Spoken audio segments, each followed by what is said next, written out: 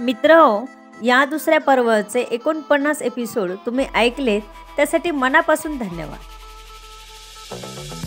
गुंतलेले मनवेडे तुझ्या सवे पर्व दुसरे भाग 50.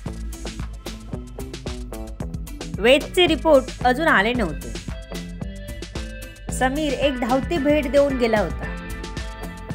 त्याला सुजयचा अजून पत्ता लागला नव्हता. सुजय जो पळाला होता खिडकीतून, तो मित्रांच्या मदतीने थेट हायवेला गेला. गाडी इथेच थांबव, आपल्याला उतरावं लागेल. इथून पुढे आपण जंगलातून जाणार आहोत. हा गाडीची विल्हेवाट लावेल काय लावायची ती, सुजय आपल्या मित्रांना म्हणाला. तिघेही खाली उतरले. एक जण गाडी पुढे घेऊन गेला. तिथे काही माणसे आधीच उभी होती, जी वेगळे नंबर असलेले मोबाईल आणि इतर सामान घेऊन उभे होते. ही बॅग घ्या आणि तुमचे मोबाईल आमच्याकडे द्या. हे तुम्हाला पुन्हा मिळणार नाहीत, डिस्ट्रॉय केले जातील. त्या माणसांपैकी एक जण म्हणाला. तसं त्यांनी आपले फोन त्या लोकांशी एक्सचेंज केले. काही सामान घेतलं, टॉर्च, पाणी, खाण्यासाठी काहीतरी, अशी बॅग घेऊन ते पायी चालू लागले. ती व्हॅन नेऊन दुसऱ्या मित्राने अडगळीच्या ठिकाणी पार्क करून ठेवली. ती गाडी प्रथम पाहता क्षणी जुनी आणि खूप दिवस तिथे असावी अशी वाटावी म्हणून त्याने आजूबाजूची धूळ फेकून ती गाडी घाणेरडी केली. त्यानंतर तो मोटारबाईकने आपल्या मित्रासोबत त्यांच्या ठरल्या ठिकाणी पोहोचला. सुजय, आता अंधार पडत आहे. त्यात पोलीस आपल्या मागावर आले तर अजूनच भीती. ठरल्याप्रमाणे आपण पोहोचलो पाहिजे, सुजयचा मित्र म्हणाला. सुजय आणि त्याचे 2 मित्र त्याच्या सोबत होते. त्याला खायला प्यायला देत होते. जंगलातून जाताना रात्र झाली होती. पायाखाली बघून चला रे, सरपटणारे प्राणी आहेत, बाहेर पडतील आता. माझे पॅक बूट आहेत, तुमचीच दोघांचे सँडल आहेत, तेव्हा बघून चला, सुजय त्यांना म्हणाला. कारण पालापाचोळा खूप होता, नीट चालताही येत नव्हतं. ते एकमेकांच्या मदतीने टॉर्चच्या उजेडात पुढे पुढे जात होते. गुन्हेगार कितीही शातीर असला तरी तो खुणा ठेवून पुढे जातो. तो कितीही हुशार असला तरी पोलिसांची भीतीही कायम त्याच्या मनात असतेच. खाटकूट जरी झालं तरी लगेच दचकून मागे बघत होते तिघेही. थोडं अंतर चालत गेल्यावर झाडांमध्ये जोरात सरसर आवाज आला. काही कळायच्या आत सुजयच्या मित्रावर हल्ला झाला. नेमकं काय झालं हे कळेपर्यंत तो प्राणी त्याला घेऊन झाडीत घुसला. सुजय आणि दुसऱ्या मित्राजवळ बंदूक होती. कुठे गेला? तो मित्र बंदूक रोखून धरत म्हणाला. हा बघ, ह्या झाडीत आहे, तू टॉर्च मार, मी गोळी मारतो, सुजय नेम धरत म्हणाला.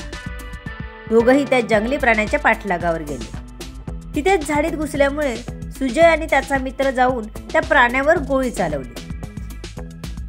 त्यानंतर बॅटरीच्या उजेडात बघितलं तर अस्वल होतं. नुसतं तोंडात पकडून नेल्याने आणि पंजाने वार केल्याने मित्र जखमी झाला होता. अरे, हा तर बेशुद्ध पडला, मित्र म्हणाला. हो, मग बेशुद्ध नाही का पडणार? घाबरणार नाही का अचानक हल्ला झाल्यावर? सुजय आपल्या मित्राला म्हणाला. भीतीने त्याचा मित्र बेशुद्ध पडला होता. त्याला तिथून उचलून त्यांनी बाजूला घेतलं, तोंडावर पाणी मारून शुद्धीत आणलं. तो तर पार घाबरला होता. त्याने स्वतःचं मरण पाहिलं होतं. त्याने पॅन्ट ओली केली होती. त्याला शुद्धीत आणलं आणि त्याला खांद्यावर हात टाकून घेत दोघांनी मध्ये घेतलं. तिघेही आता एका रांगेत चालू लागले. खबर मिळाली तर पोलीस कधीही मागावर येतील हे भीतीचं सावट डोक्यावर होतं. आजूबाजूला लक्ष ठेवत आणि सावधगिरी बाळगत तिघेही पुढे जात होते. सर जरी झालं तरी लगेच बंदूक रोखून तयार होत होते. अजून खूप अंतर चालायचं होतं. तो वेद ना मरायला पाहिजे होता. त्याला पोटात गोळी मुद्दामच मार. मेला नाही तरी कायमचा अधू होऊन राहणार. स्वतःला खूप शहाणा समजतो तो. छाती पुढे काढून चालत असतो. सुजय थोडा रागाने बोलत होता. तुला माहित आहे, रमेशच्या कॉलेजला होता हा. रमेशने एका मुलीची छेड काढली होती तेव्हा ह्याने बेदम मारला होता त्याला. तेव्हापासून खरं तर राग होता माझ्या मनात. त्यात त्याची बायको सुंदरच आहे. मला खरंच आवडते ती. नाजूक, गोरी आणि बारीक. हवा आली तरी उडून जाईल असं वाटतं. ती ओरडली तरी मला राग येत नाही तिचा. उलट प्रेमच येतं तिच्यावर. मी बोलायला गेलो की ती मला कितींदा तरी हाकलून घालायची अक्षरशः. पण मला कधीच वाईट वाटलं नाही. उलट वेद सारख्या माणसाला ही संध्यासारखी अप्सरा भेटली याची मला मनात नेहमीच चीड यायची. सुजय आपल्या मनातल्या मित्राशी बोलत होता. सुजयला आपण केलं हे चूक होतं हे माहीत असलं तरी वेदमुळे आपल्याला जेलमध्ये जायला लागलं हे त्याच्या डोक्यात घुमत होतं. समजतो काय स्वतःला? माज उतरवलाच पाहिजे त्याचा, असा तो जेलमध्ये सतत विचार करत होता. आणि रमेशचाही राग त्याच्या मनात होता.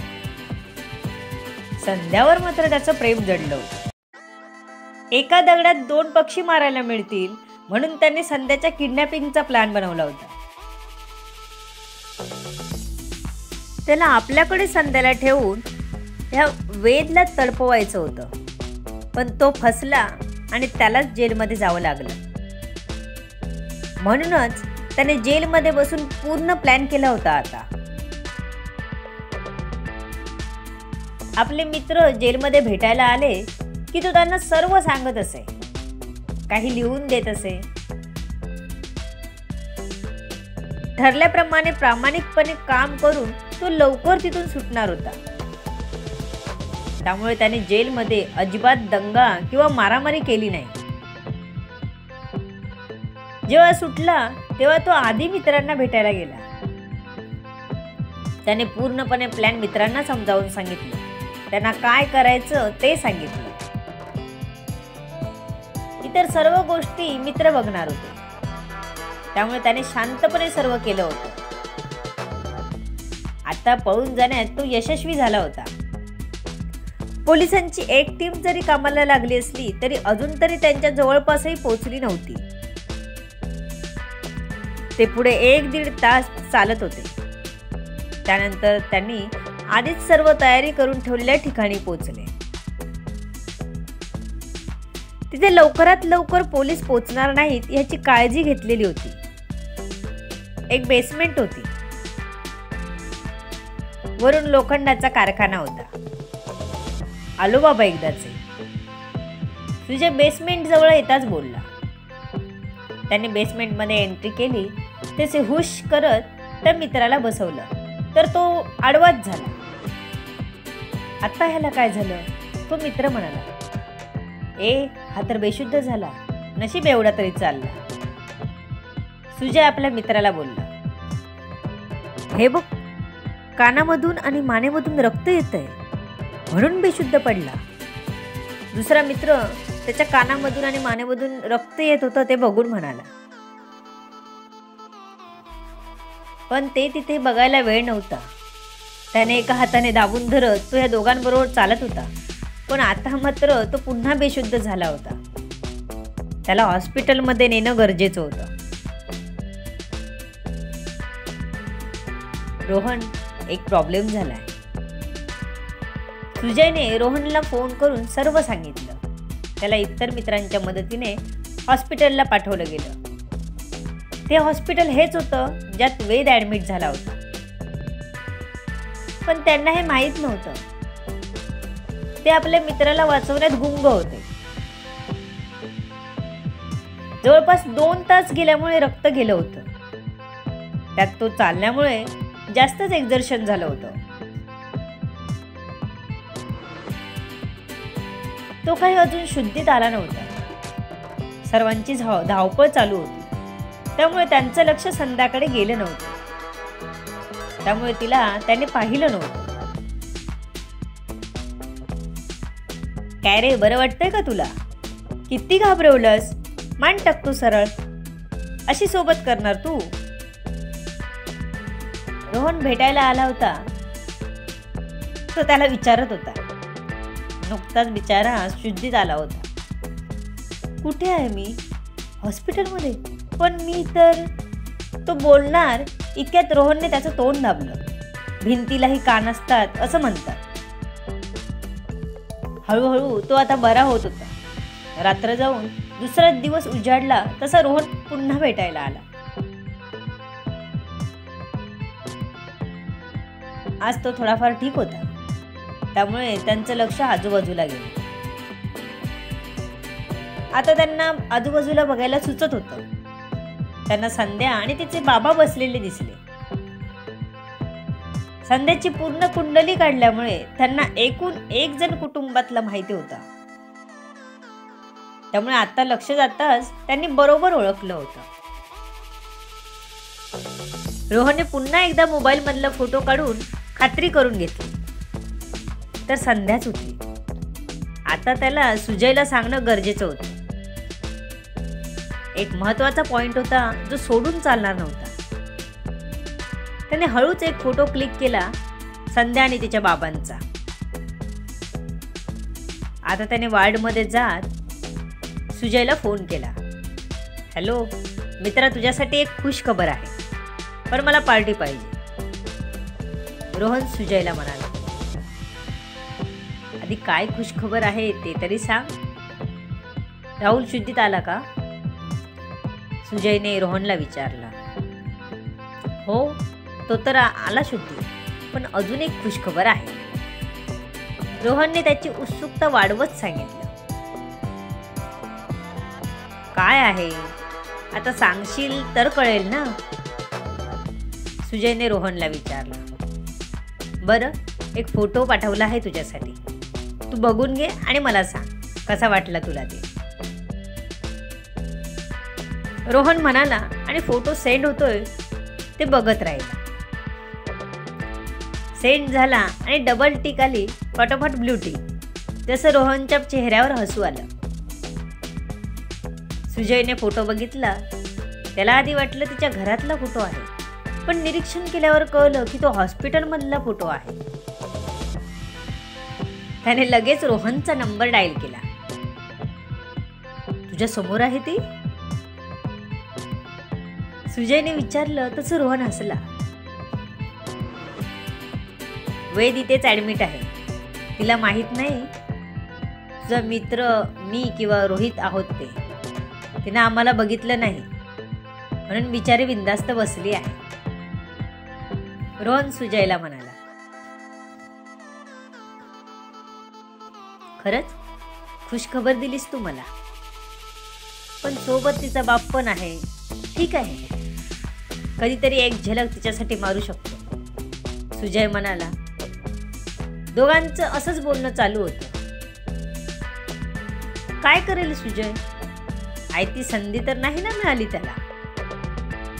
पाहूयात पुढच्या भागात. कमेंट करायला विसरू नका. लेखिका शब्दविधी उर्फ संतोषी राणे पाताळ.